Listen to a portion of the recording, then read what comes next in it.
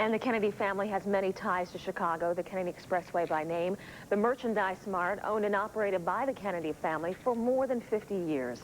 And the Chicago machine was key to President John F. Kennedy's election. So people here are stunned by the news today. And NBC5's Sharon Wright joins us live from downtown Chicago with more on that angle tonight. Sharon? Robin, so many ties to Chicago, politically, commercially, personally. And now with this tragic accident, Chicago's heart is touched once again. Chicago doctor and Kennedy cousin William Kennedy Smith was headed to Hyannis after learning news of JFK Jr.'s missing flight. The two cousins were close. JFK Jr. was one of his biggest supporters during his own times of trial. I know it's a very difficult time for you. On board last night was John F. Kennedy Jr., his wife Sharon Wright, and his... At OHare International and around the country, the breaking news had many glued to TV monitors. And I was hoping that by the time I got to the airport that there would be some good news, that they would have discovered the plane by now. But that was not to be. We're all shocked and startled by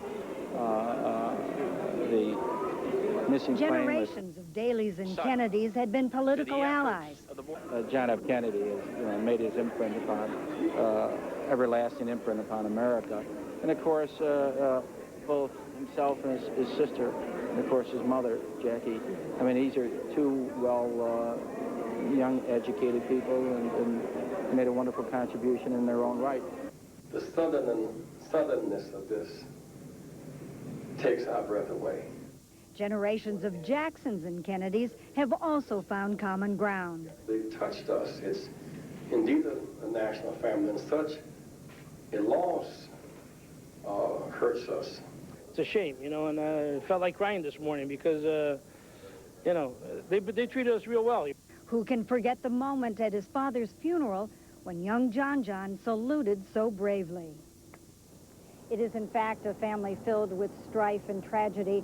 And tonight and tomorrow, all throughout Chicago, at churches, at mosques, at synagogues, and at home, the prayers will again be with the Kennedy family and their many offspring. Reporting live from City Front Plaza, Sharon Wright, NBC5 Chicago, back to you. Sharon, thanks so much. John F. Kennedy Jr. has been a fairly regular visitor to Chicago over the past few years, many of those visits to publicize George, the magazine he created. Kim Vadas is in the newsroom now with that part of the story. Kim? Well, by far, one of the most memorable moments was a party for his magazine, George, at the Art Institute. It was during the week of the Democratic Convention in 1996. And tonight, one of the people who helped organize his visit reflects. It was the hottest ticket in town. Socialites reportedly faxed in RSVPs even without an invitation to a party he hosted for a host of celebrities at the Art Institute. Crowds gathered just for a glimpse, making notice he was without a date. He was an amazing man. Laura Hartigan, daughter of former Lieutenant Governor and Attorney General Neil Hartigan, handled the VIPs for Convention Week, remembering how struck she was by his charm. Everyone, from every politician, celebrity, local person, anyone you can imagine, that was the ticket they wanted. And it was an amazing event. He was a gracious host. There was also a peace rally he attended with cousin William Kennedy Smith. And then no one can forget the time he played a crowd at the Palmer House like Jay Leno would.